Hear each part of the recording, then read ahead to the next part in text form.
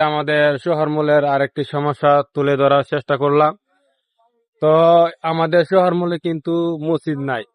তো আপনারা সবাই জানেন বিড়া যে জায়গাটা, সেই জায়গার মধ্যে কিন্তু আমরা একটা ব্যানার দেখতে পাচ্ছি।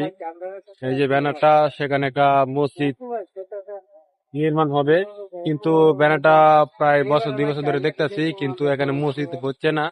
তো আমরা আশা করি সেটা খুব দ্রুত হোক, কারণ আমরা শহরমূল যারা কান্দিপাড়া পূর্বহাটি, তাদের কিন্তু এই রোডের সাথে যারা বাড়ি, তারা কিন্তু কোনো মসজিদ নাই।